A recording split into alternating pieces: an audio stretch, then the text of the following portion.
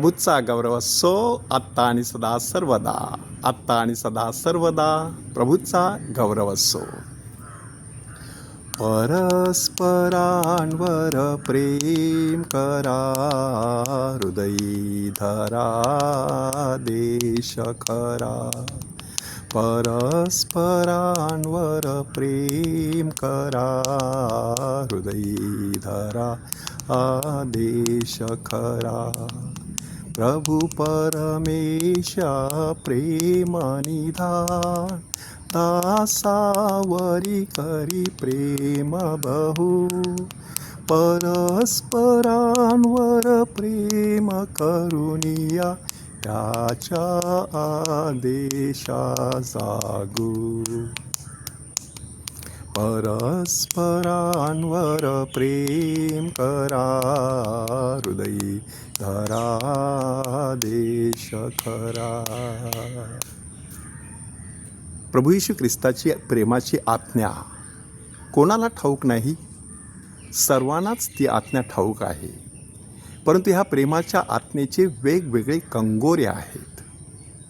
त्या कंगोऱ्यामध्ये एकूण 5 प्रकारचं प्रेम दडलेलं आहे. त्यातील पहिल्या प्रकारचं प्रेम आहे वात्सल्य. वात्सल्य म्हटल्यानंतर आईचं बाळावरती असलेलं प्रेम. आई वडील आपल्या मुलांवरती जे प्रेम करतात तशाच प्रकारचं प्रेम परमेश्वराने आपल्यावरती केलेलं आहे. आई कदाचित आपल्या पोटच्या मुलाला विसरील, पण मी तुला कधीच विसरणार नाही, अशा प्रकारचं अभिवचन प्रभू येशू ख्रिस्ताने परमेश्वराने आपल्याला दिलेलं आहे. त्यानंतर दुसऱ्या प्रकारचं प्रेम आहे मैत्री. त्या मैत्रीमध्ये देखील छोटं बाळ थोडंसं मोठं झालं, शाळेत जाऊ लागलं, समाजात वावरू लागलं की त्याला 4 मित्र भेटत असतात, तिला 4 मैत्रिणी भेटत असतात. आईवडिलांपेक्षा आपले मित्र आणि मैत्रिणी माणसाला जवळची वाटू लागतात. ख्रिस्त आपल्याला सांगत आहे, स्वीकारिले मी आज तुम्हाला मित्र म्हणून माझे, की मी तुम्हाला मित्र म्हटलेले आहे. की धनी काय करतो ते दासाला ठाऊक नसतं, परंतु माझ्या पित्याने जे मला सांगितलं ते मी सगळं तुम्हाला सांगितलेलं आहे, कारण मी तुम्हाला मित्र म्हटलेलं आहे. हे परमेश्वराचं प्रेम. तिसऱ्या प्रकारचं प्रेम आहे परोपकार. एखादं भिकारी बघितल्यानंतर माणसाच्या मनामध्ये दयेची, करुणेची, कणवेची भावना निर्माण होत असते. परंतु त्या ठिकाणी कोणाला तरी मदत करण्याची इच्छा असणं हे त्या प्रेमाचं रूप असतं. संत पौल आपल्याला सांगतो की आपण पापी असतानाच प्रभू येशू ख्रिस्त आपल्यासाठी मरण पावला. नीतिमान माणसासाठी एखादा माणूस मरण पावणं हे काही विशेष नाही, पण आपण पापी होतो, आपल्याला गरज होती, आपल्याला मदतीची आवश्यकता होती, अशा वेळेला ख्रिस्त आपल्यासाठी मरण पावतो. अशा प्रकारचं प्रेम परमेश्वराने आपल्यावरती केलेलं आहे. आणि चौथ्या प्रकारचं प्रेम आहे की ज्या प्रेमाविषयी आजच्या शुभवर्तमानात येशू आपल्याला मार्गदर्शन करत आहे. संत पौल इफिसिकरास लिहिलेल्या पत्रात अध्याय 5 वचन 25 सांगतो, पतीनो, ख्रिस्ताने जशी ख्रिस्त सभेवर प्रीती केली तशी तुम्हीही एकमेकांवरती प्रीती करा.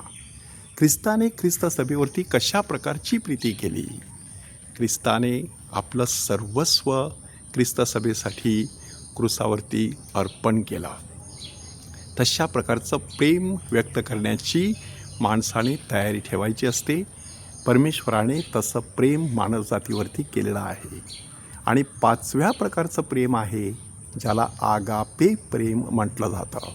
अमर्याद आणि निरपेक्ष अशा स्वरूपाचं प्रेम, की ज्या प्रेमामध्ये कुठल्याही प्रकारचा स्वार्थ नाही, ज्या प्रेमामध्ये स्वतःपेक्षा दुसऱ्यांचं हित दडलेलं असतं, तशा प्रकारचं निरपेक्ष आणि अमर्याद प्रेम. सार्वकालिक प्रेमवृत्तीने मी तुझ्यावर प्रेम केलं आहे, असं यिर्मया संदेष्टाद्वारे परमेश्वर माणसाला कळवतो. आज परुषी प्रभू येशू ख्रिस्ताला विचारत आहेत की कोणत्याही कारणास्तव पत्नीला सोडणं योग्य आहे का? आणि येशूने स्पष्ट सांगितलं, जे देवाने जोडलेलं आहे ते माणसाने तोडू नये. ती दोघे एक देह होतील, ती 2 नव्हे तर एक देह परमेश्वराने त्यांना एकत्र आणलेला आहे. मात्र माणसाच्या मनाच्या कठोरपणामुळे मोशेने त्यांना सुटपत्र देण्याची मुभा देण्यात आलेली होती. ती केवळ मुभा होती, तो अपवाद होता, तो नियम नव्हता. हे माणसाने ध्यानात धरणं गरजेचं आहे. आज परमेश्वराकडे एका विशेष अशा प्रेमाची देणगी मागूया.